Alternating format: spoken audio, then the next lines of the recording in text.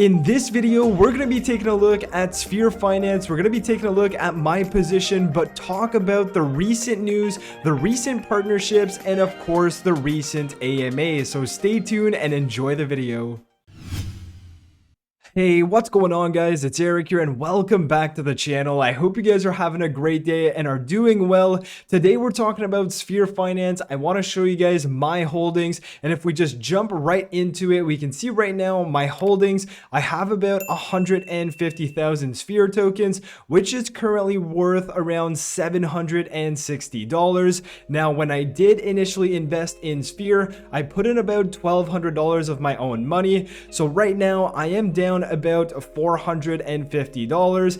Now you may think I'm gonna be selling, but I'm just not going to do that because I believe in the future of Sphere Finance. Now, of course, we're seeing the entire market still in a bear market. There's fears of recessions, and we're probably in a recession with inflation just being absolutely ridiculous right now. We're seeing the entire crypto space go down, as well as stocks, as well as just basically everything. So Sphere Finance has obviously dropped alongside everything, and here we can see it's sitting at 0.005.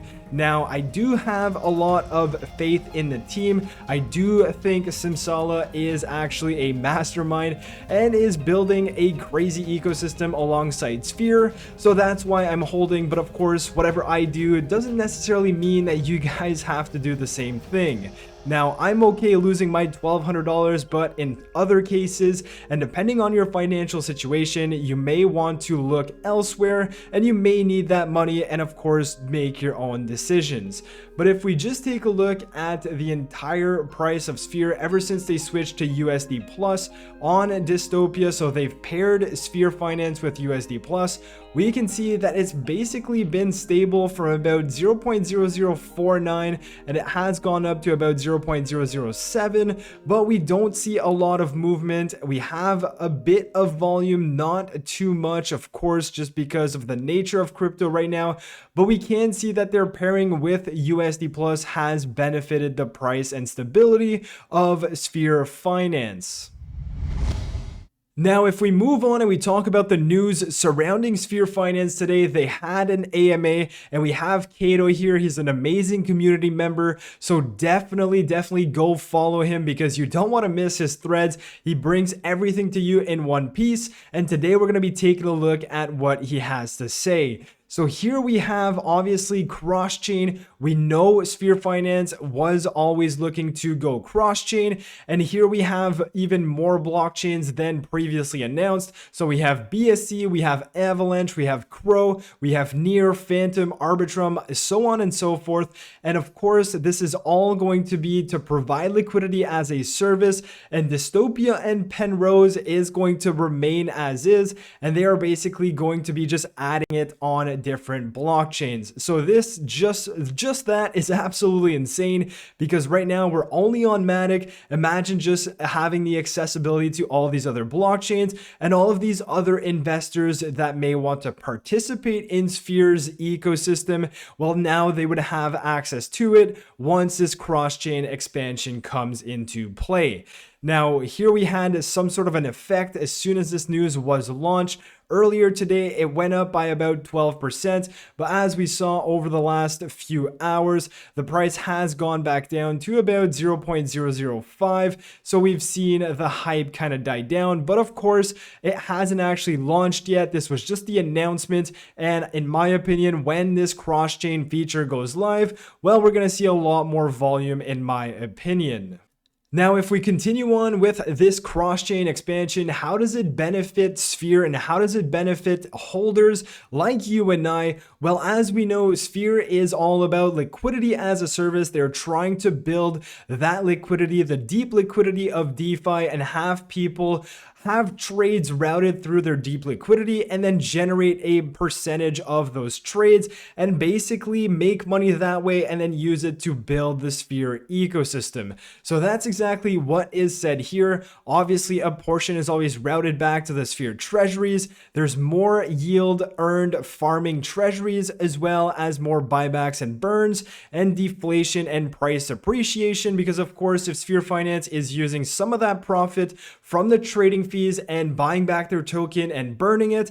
Well, as we know, Sphere is deflationary now. If you burn some supply, well, then the price is going to increase. Now, if we move on and we talk about Prion, as we know, Prion is the next step after Penrose. So there has been a lot of development behind the scenes on this. And basically, if you're not too sure what Prion is, you're going to be able to take your LP token from Penrose, put it onto Prion, and actually borrow against that position. Now, obviously, there are risks because you are borrowing, but keep in mind, it is a stable coin LP token. So there is a lot more stability in there, but obviously Prion is going to be another way that Sphere Finance is going to generate yields and generate money for their ecosystem, as well as attract more investors and continue to build the Sphere ecosystem. Now, if we talk about the Sphere games, they are trying to bring back a version 2 of the Sphere games because, as we know, the Sphere games have kind of went away for a while now, but they are bringing that back and they are trying to improve it to alleviate dynamic taxes, as well as all Sphere deposited into the games will contribute to the amount of Sphere used to calculate your tax bracket. So obviously a lot more information on this. I'm not going to get into too much. Definitely take a look at this thread if you want more information about the Sphere games.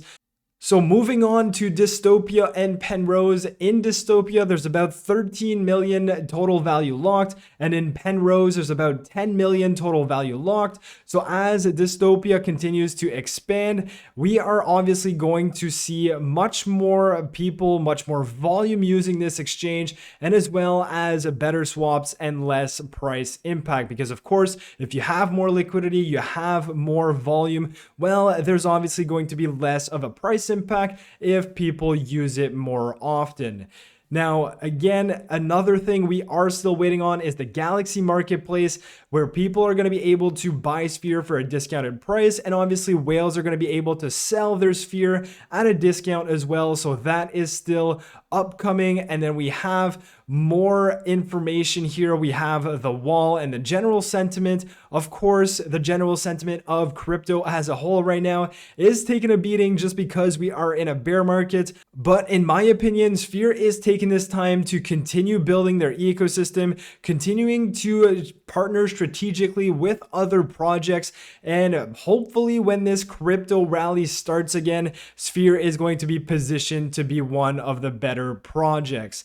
Now, if you haven't heard, they've also partnered with Gosking. This is a brand new ecosystem, so definitely check this out. But if I give you guys a very big overview of what Gosking is trying to do, they are building this ecosystem for brands, for influencers, for creators who want a safe space for DeFi and they want to get into crypto.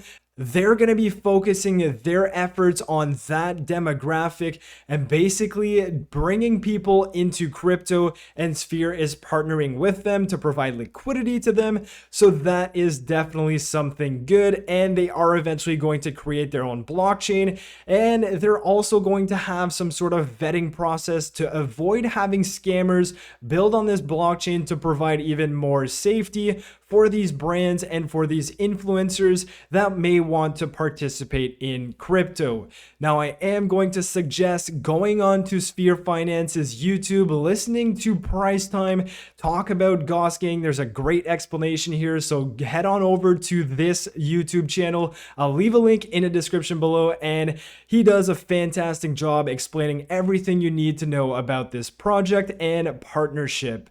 So with all that being said, that's your update on Sphere Finance. I hope you guys enjoyed the video. If you did and you are new to the channel, subscribe, smash the like button, join the Discord down in the description below, and I'll catch you guys in my next video. Peace.